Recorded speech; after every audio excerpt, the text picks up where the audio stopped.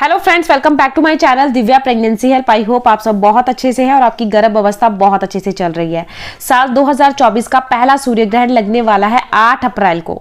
जी हाँ, ये होगा साल का पहला सूर्य ग्रहण जो कि पड़ने वाला है 8 अप्रैल को। तो जो भी गर्भवती महिलाएं हैं वो पहले से ही सावधान रहे, इसलिए वीडियो मैं आपको एक हफ्ता पहले शेयर कर रही हूँ ताकि जो जो चीजें मैं आपको बोलूँ वो घर में पहले से ही आप लेकर आए, क्योंकि ग्रहण काल में गर्भवती महिलाओं को बहुत ज्यादा सावधानी रखनी होती है ताकि जो ग्रहण का प्रभाव है बच्चे को प्रभावित ना कर सके। सूर्य ग्रहण बहुत ज्यादा पावरफुल होता है चंद्र ग्रहण के कंपैरिजन।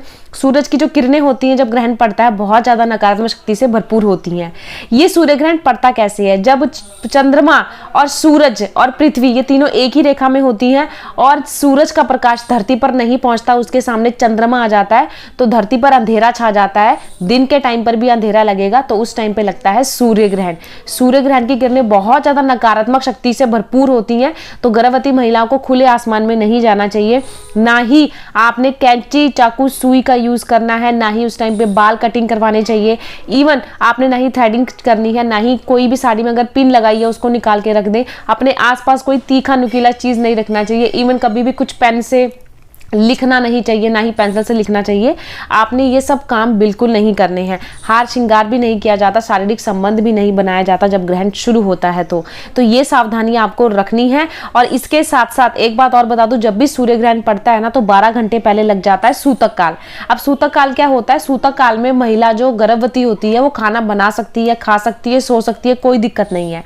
सिर्फ सूतक काल में कोई शुभ काम नहीं किया जाता, कोई नई चीजें नहीं खरीदी जाती, कोई नए वस्त्र नहीं लिए जाते, ना ही कोई ऐसा, देखिए कोई भी आपने सोचा हुआ है कि मैंने ये व्यापार शुरू करना है तो सूतक काल में व्यापार शुरू नहीं किया जाता है, किसी से लेन देन नहीं किया जाता। और सूतक काल में भगवान की मूर्ति को छुआ नहीं जाता। मंदिर के जो दरवाजे होते हैं, खिड़की होती है, उसे बंद कर दिए जाते हैं और तुलसी के पौधे को भी हाथ नहीं लगाया जाता है। तो देखिए, ये ग्रहण पड़ेगा सोमवार को और संडे के दिन नहीं तोड़े जाते हैं तुलसी के पत्ते। तो आपने शनिवार को ही तुलसी के पत्ते तोड़ के रख लेने हैं, क्योंकि जब ग्रहण पड़ता है जितने भी खाने की आइटम हो उससे पहले, जैसे ग्रहण अगर शुरू हो रहा है 9:12 पे, तो आपने 9 बजे ही सभी खाने की आइटम में, जैसे दूध है, दही है, मक्खन है, सब्जी है, दाल, रोटी, समय एक तुलसी का पत्ता ऐड कर देना ताकि जो खाना है वो ग्रहण से प्रभावित ना हो। जो किरणें नकारात्मक है, क्योंकि जब ग्रहण पड़ता है उसकी किरणें बहुत ज्यादा नकारात्मक हो जाती हैं, उसका असर उस खाने में ना जाए। तो ये आपने काम पहले ही कर लेना है। अब और क्या क्या करना है? अपने पेट पे जैसे ग्रहण शुरू हो लेप लगा लेना है गेरू का। ये गेरू आपको मार्केट में पंसारी की दुकान पे मिल जाएगा। गेरू नहीं मिलता तो आप चंदन का लेप लगा सकते हो, लाल चंदन का, या फिर सबसे बेस्ट है गाय का गोबर का लेप लगा लो। इससे क्या होगा, ग्रहण से बच्चा प्रभावित नहीं होगा। और आपने जब ग्रहण शुरू हो अपने कमरे में जाना है, दरवाजे खिड़की बंद कर लेने ताकि जो किरणें हैं वो अपने रूम में एंटर ना हो, और सिर्फ भगवान का नाम जपना है। ग्रहण काल में सोया भी नहीं जाता है, खाना पीना भी नहीं खाया जाता है, सिर्फ भगवान का नाम जपा जाता है। जिस भी देवी, जिस भी देवता, जिस भी भगवान को आप मानते हो, सिर्फ उसका ही आपने नाम जपना है और कुछ नेगेटिव सोच नहीं रखनी है। तो ये तो हो गया। देखिए, ग्रहण शुरू होने के बाद स्टार्ट क्या करना है आपने, ठीक है। अब और क्या क्या चीजें आपने नहीं करनी। जब ग्रहण शुरू हो तो उंगलियों को ज्यादा तोड़ना मरोड़ना नहीं है, ब्रश नहीं करना है। कई महिलाएं क्या करती है, रात में सोने से पहले ब्रश करती हैं, तो वो चीजें नहीं करनी है। आपने पहले ही खाना खा लेना। जैसे 9:12 पे ग्रहण शुरू है सोमवार को। अब जो सोमवार आएगा ना, कल वाला सोमवार, परसों वाले सोमवार की बात नहीं कर रही हूँ, अगला, आज से भी टाइम पड़ा है। मैं आपको अभी हफ्ता पड़ा है। अब मैं वीडियो डाल दूंगी। मैं इसलिए पहले बता रही हूँ क्योंकि अगर आपका कोई प्लान है बाहर जाने का उस टाइम पे, तो बाहर नहीं जाया जाता। गर्भवती महिला वो चीज़ पहले ही कैंसिल कर दे, इसलिए ये चीज़ मैं शेयर कर रही हूँ ताकि आपको पूरी डिटेल में हर एक चीज़ की नॉलेज हो, ठीक है। अब जब ग्रहण शुरू हो तो अपने काले वस्त्र भी नहीं पहनने, कंघी भी नहीं करनी है, सिर्फ भगवान का नाम जपना है, सिर्फ भगवान का नाम। पेट पर गेरू का लेप जरूर लगा लेना है। अब 9:12 से पहले आपने खाना बना लेना है, खाना खा लेना, घर के सारे काम कर लेना है। ग्रहण काल में ना ही खाना बनाया जाता है, ना ही खाना खाया जाता है, ना ही सब्जी में तड़का लगाना होता है, ना ही रोटी बनानी होती है। उससे पहले ही ये काम आपने कर लेना है ताकि आपको भूख प्यास ना लगे। ग्रहण की कुल अवधि है 5 घंटे 10 मिनट की। मैं सही टाइम बता देती हूँ। ये रात में 9:12 से शुरू होगा और रात में 2:22 पे खत्म होगा। देखिए, 12 बजे के बाद दिन बदल जाता है। 9 बजे रात के शुरू होगा 9:12 पे और रात के 2:22 पे खत्म होगा। 8 अप्रैल को ये ग्रहण पड़ेगा, शनि उस दिन होगा सोमवार, और रात के 12 बजे के बाद दिन बदल जाता है ना, तो तब क्या डेट आ जाएगी, 9 तारीख। तो 2:22 पे ये ग्रहण खत्म है। पूरे ग्रहण की अवधि 5 घंटे 10 मिनट की है। तो गर्भवती महिलाएं देखिए परेशान ना हो, पहले ही खाना खा लो। मैंने टाइम आपको बिल्कुल सही बताया है। रात के 9:12 से ग्रहण शुरू है, तो इससे पहले ही आपने खाना खा लेना है, दूध पी लेना है, दवाई खा लेनी है, ताकि आपको टेंशन ना रहे। घर के जो छोटे मोटे काम हो वो पहले ही खत्म कर लेने हैं। अब जब ग्रहण शुरू हो अपने कमरे में जाएं। अगर आपको प्यास लगती है तो आप पानी बेशक पी सकते हैं, पानी में लेकिन एक तुलसी का पत्ता ऐड जरूर कर दीजिएगा, ताकि जो किरणें हैं नकारात्मक शक्ति से भरपूर है उसका असर पानी पे ना पड़े। अब इसके बाद ग्रहण काल में महिलाएं जो बहुत ज्यादा परेशान है, वो इनका सबका क्वेश्चन यही है कि मैम हम बाथरूम जा सकते हैं? तो बाथरूम जा सकते हो, पॉटी जा सकते हो, कोई दिक्कत नहीं है। पहले के टाइम में इसलिए मना किया जाता था क्योंकि पहले बाथरूम घर में नहीं होते थे, बाहर जाना पड़ता था, इसलिए महिलाओं को मना किया जाता था बाहर ना जाए, क्योंकि किरणें पूरे शरीर पे पड़ सकती हैं और वो प्रभावित कर सकती है, इस करके बाहर जाने को मना किया जाता था। आजकल सबके घरों में बाथरूम है, तो आप बाथरूम जा सकते हो, कोई दिक्कत कोई परेशानी नहीं है।